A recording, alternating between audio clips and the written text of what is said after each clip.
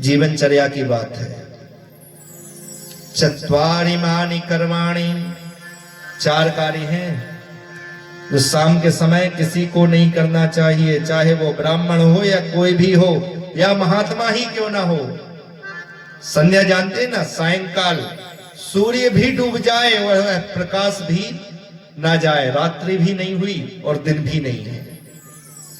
4 कर्म कभी मत करना भूल कर भी।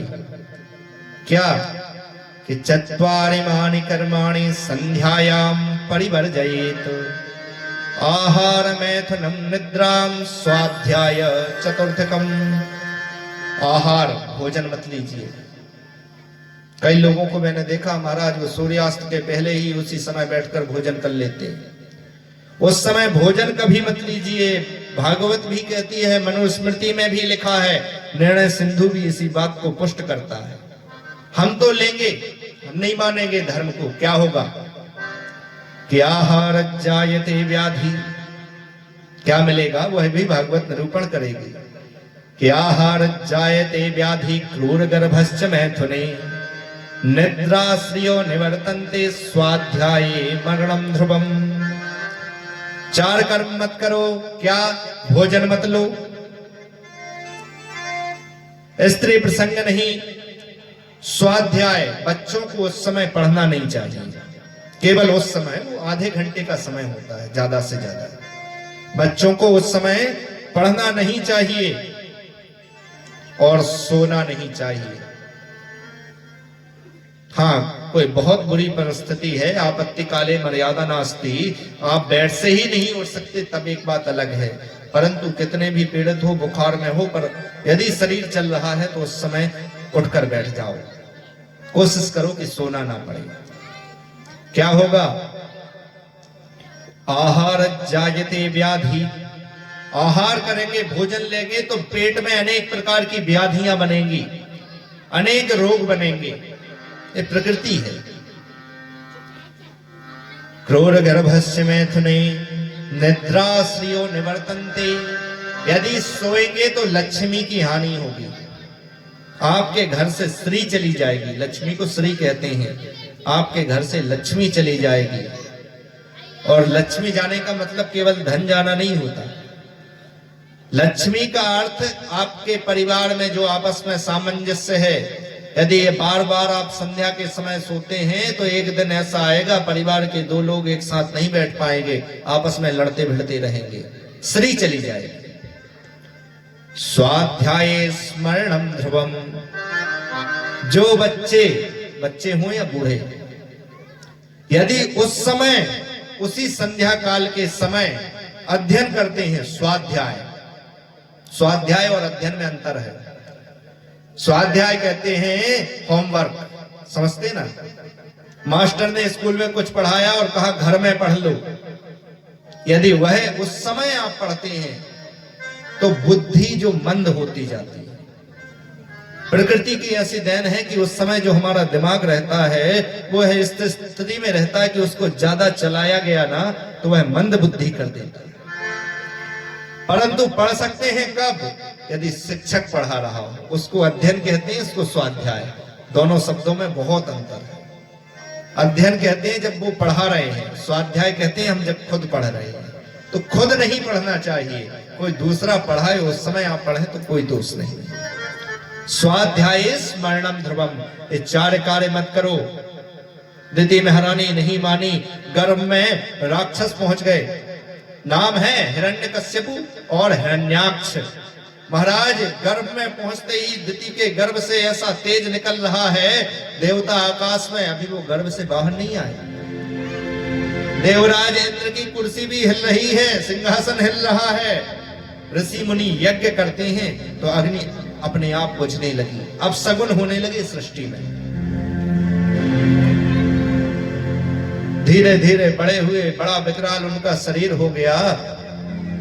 अब तो महाराज जो हिरण्याक्ष है ना, हाथ में गदा लेकर युद्ध के लिए निकल पड़ा। देखने में ही महाबलवान, सबको हरा दिया। रोज निकलता, गदा हाथ में है, लड़ने के लिए कोई मिलता नहीं। देवलोक पहुंचता तो सारे देवता भाग जाते। विचार किया, वरुण देव के पास पहुंचा, तो ये तो जल देवता, ये तो भाग भी नहीं सकता, कहां भागेगा। हाँ वरुण, युद्ध करना है। अब उस समय के राक्षस भी कम से कम इतने बुद्धिमान तो थे कि निशस्त्र, जब तक सामने वाला लड़ने को तैयार ना हो वो लड़ते नहीं थे, पहले उसको लड़ने के लिए तैयार करते थे। बोले सुनो वरुण, हमसे युद्ध करो। वरुण ने कहा जी जब हम जवान थे तब हम भी लड़ते थे, और आप महाराज, आप कश्यप ऋषि की संतान, हम क्या आपसे लड़ेंगे, हमारी कहां क्षमता। दुष्टों के सामने कभी कभी हाथ ही जोड़ लो, वह भी अच्छा है, कोई दोष नहीं, आप ही बड़े भैया। वरुण ने कहा महाराज अब हमको लड़ना मरना नहीं, आप ही बड़े हैं, आप इतने महान। और कालिदास कहते हैं स्तोत्रम कस्य न दुष्टये, अरे तुम्हारी जबान सही होनी चाहिए, प्रेम से बात करो, बड़े से बड़ा दुष्ट भी तुम अपनी बातों में उलझा सकते हो। समुद्र के पास पहुंच गया गदा लेकर, समुद्र के जल में गदा को मारने लगा। समुद्र के जीव भयभीत हो गए, समुद्र देव बाहर आए, क्या बात है। अरे कश्यप नंदन प्रणाम प्रणाम। अच्छा ये तो पहले से ही प्रणाम करने लगा, युद्ध है। बोले जी देखो अब बूढ़े हो गए हैं, जब हम जवान थे ना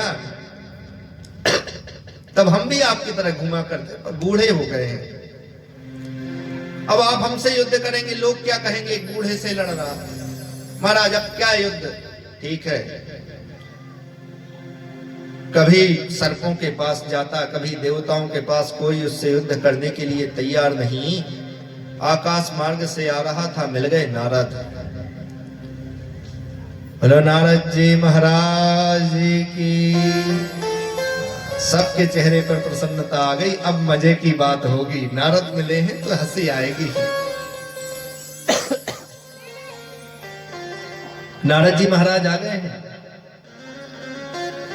नारद जी ने एक बार तो उसे देखकर रास्ता बदल लिया, इस तरफ से जाने लगे, वो सामने आ गए। बोले सुनो ए नारायण नारायण करते रहते हो, लड़ना भिड़ना भी सीखा है कुछ। नारद जी ने कहा जी अपन तो क्या ब्राह्मण हैं, और फिर वो देवर्षि कहते हैं लोग, अपन क्या लड़ेंगे। वो यदि आपको लड़ना है तो फिर व्यवस्था, उसके हम व्यवस्थापक हैं, हमने तो कई की व्यवस्था बनाई है, लड़ने की व्यवस्था हम बनाते रहते हैं, आपको लड़ना है क्या। हिरण्याक्ष का हाथों में बहुत खुजली होती है, कोई लड़ने को नहीं मिलता, ना समुद्र लड़ने को तैयार, ना वरुण ना देवता, अब किससे युद्ध करूं। अब महायुद्ध, अरे किसी से युद्ध हो तब तो मैं योद्धा कहलाऊं, कोई युद्ध ही नहीं करता। नारद जी ने कहा सुनो उसकी व्यवस्था भी है, सब है अपने पास, सब उपाय हैं, आपकी व्यवस्था हो जाएगी, लड़ने वाले की व्यवस्था हम किए देते हैं।